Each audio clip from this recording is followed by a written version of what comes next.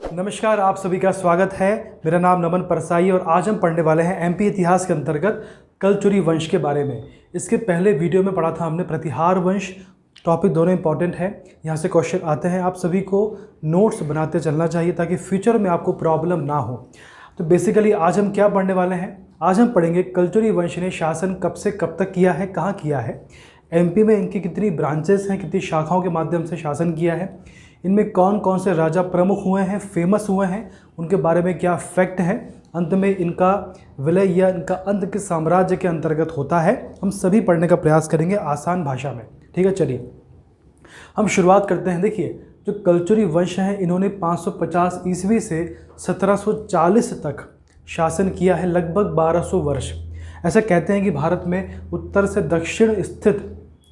दक्षिण में स्थित किसी न किसी राज्य में इन्होंने शासन किया है, अपना राज्य चलाया है, यानी भारत के बड़े भूभाग पर इन्होंने शासन किया है। एमपी की बात करें तो दो शाखाओं के नाम सुनने में आते हैं, दो ब्रांचेस के नाम सुनने में आते हैं। पहली है माहिष्मती के कलचुरी। माहिष्मती यानी महेश्वर का आसपास का क्षेत्र, और महेश्वर यानी महेश्वर और उसके आसपास का क्षेत्र, ये आता है आपका महेश्मती में। तो महेश्मती के कलचुरी। और दूसरी शाखा है त्रिपुरी के कलचुरी। त्रिपुरी यानी जबलपुर के आसपास का क्षेत्र है। ठीक है, तो पहली बात करते हैं महेश्मती के कलचुरी। अब इसकी जो राजधानी थी वो स्वयं महेश्मती थी, खुद महेश्मती इसकी राजधानी थी। इसके बाद इसके प्रथम राजा या इसके संस्थापक की बात की जाए तो वो थे कृष्णराज। ठीक है, संस्थापक थे कृष्णराज। अब इनके साक्ष्य की बात करें, इनके साक्ष्य मिले हैं, चांदी के सिक्के इनके मिले हैं। कहाँ से मिले हैं? बेसनगर यानी विदिशा और तेवर, ये भी जबलपुर के आसपास का क्षेत्र है। तो इनके साक्ष्य मिले हैं चांदी के सिक्के, और बेसनगर और तेवर से ये प्राप्त हुए हैं। इनके बाद शंकरगढ़ आते हैं, फिर बुद्धराज आते हैं। तो बुद्धराज के बारे में ऐसा कहा जाता है कि ये चालुक्य नरेश मंगलेश से हार गए थे, यानी चालुक्यों से ये पराजित हुए थे। ऐसे कहते हैं कि इनका संघर्ष चालुक्यों से रहा है। जो आपका माहिष्मती के कलचुरी वंश है, इनका संघर्ष चालुक्यों से रहा है। काफ़ी पराजय होने के बाद अंत में चालुक्य नरेश पुलकेशिन ने इनके साम्राज्य का बड़ा भाग इनसे छीन लिया था। यानी पुलकेशिन ने इनके साम्राज्य का बड़ा भाग इनसे छीन लिया, युद्ध किया, आक्रमण किया और छीन लिया।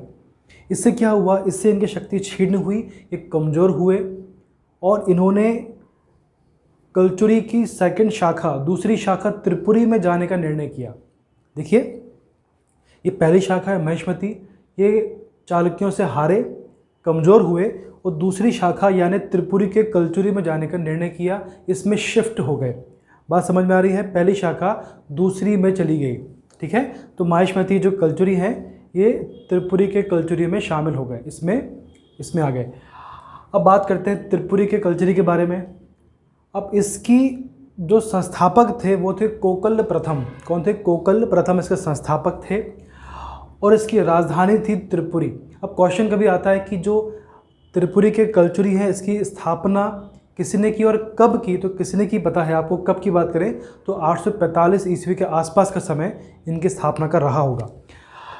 इसकी कैपिटल पढ़ ली आपने। अब बात करें, कोकल प्रथम ने प्रतिहार शासक भोज को भी पराजित किया है।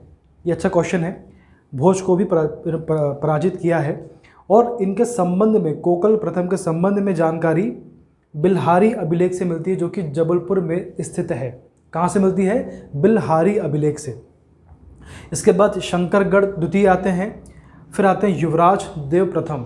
युवराज प्रथम आते हैं। इनके बारे में कहते हैं कि इनके दरबार में राजशेखर कवि थे। इनके दरबार में राजशेखर कवि थे।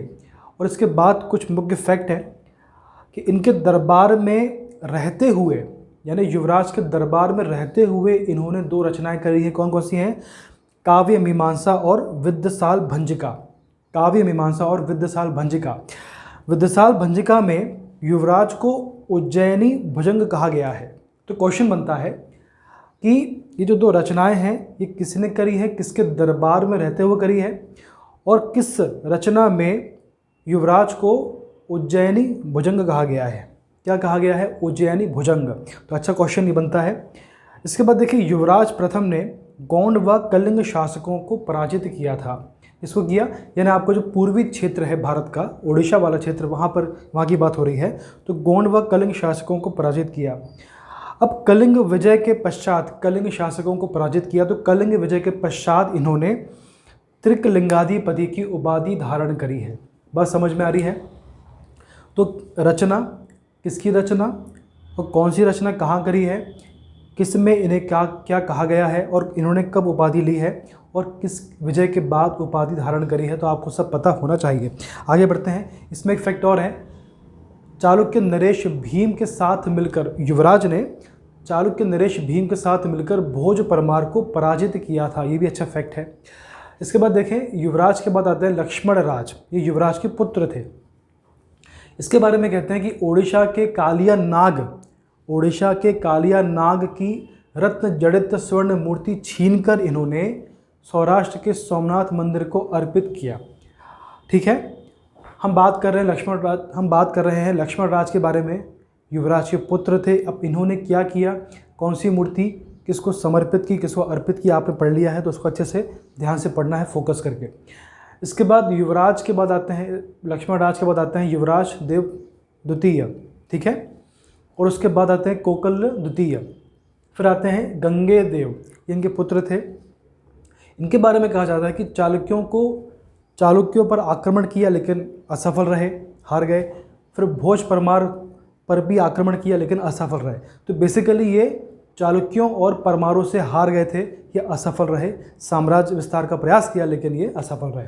इसके बाद आते हैं लक्ष्मीकर्ण, इन्हें कर्णदेव भी कहते हैं। इनके दो नाम हैं, लक्ष्मीकर्ण और कर्णदेव। ठीक है, अब इन्हें हिंद का नेपोलियन भी कहते हैं। क्या बोलते हैं? हिंद का नेपोलियन। क्यों बोलते हैं? लगातार सैन्य उपलब्धियों के कारण, लगातार सैन्य उपलब्धियां इन्होंने पाई होंगी, कई सैन्य अभियान चलाए होंगे और उनमें से मैक्सिमम में ये जीत गए होंगे, इसलिए इन्हें हिंद का नेपोलियन कहते हैं। तो क्वेश्चन बनेगा कि हिंद का नेपोलियन किसे कहते हैं, तो आपको आंसर पता होना चाहिए। इलाहाबाद या वर्तमान का प्रयागराज, तो इलाहाबाद और पश्चिम बंगाल के कुछ हिस्सों पर इन्होंने अधिकार किया था। वहाँ आक्रमण किया होगा, जीत गए होंगे, तो वहाँ पर अधिकार किया होगा। इसके बाद आते हैं लक्ष्मीकर्ण के बाद यशकर्ण, रामकर्ण, जय सिंह और विजय सिंह। अंतिम राजा थे ये विजय सिंह। तो प्रथम थे कोकल प्रथम और अंतिम हुए हैं विजय सिंह, ये अंतिम थे। अच्छा क्वेश्चन ये भी। अब देखिए आगे बढ़ते हैं कि इनका साम्राज्य का कैसे अंत हुआ है, कैसे इनका पतन हुआ है। 1211 ईस्वी के लगभग चंदेल शासक, चंदेल राजा त्रैलोक्य वर्मन ने बुंदेलखंड तथा संभवतः डाहल प्रदेश पर अपना अधिकार कर लिया था। डाहल प्रदेश यानी जबलपुर के आसपास का क्षेत्र, और बुंदेलखंड पता आपको उत्तर पूर्वी मध्य प्रदेश। तो बुंदेलखंड और डाहल प्रदेश पर चंदेल शासकों ने अपना अधिकार कर लिया, जहाँ पर इनका शासन था, जहाँ पर कलचुरियों का शासन था। तो बात समझ में आ रही है। और इसके बाद एक अभिलेख प्राप्त हुआ है, एक शिलालेख प्राप्त हुआ है। तो बटियागढ़ शिलालेख के अनुसार ऐसा कहा गया है कि 14वीं ईस्वी के आरंभ में, ठीक है, इसके आरंभ में यह प्रदेश मुसलमानों के अधिकार में पूर्णतः चला गया। ये जो कलचुरी वंश है तो मुसलमानों के क्षेत्र में, मुसलमानों के शासन में चला गया। तो इस प्रकार से आज हमने ये पूरा टॉपिक पढ़ा है। मुझे उम्मीद है कि आपको समझ में आया होगा। टॉपिक काफ़ी इम्पॉर्टेंट है। इसी प्रकार से हम वीडियो लाते रहेंगे। तो अगला वीडियो बहुत जल्दी आएगा। तब तक आप सभी स्वस्थ रहें और खुश रहें। धन्यवाद।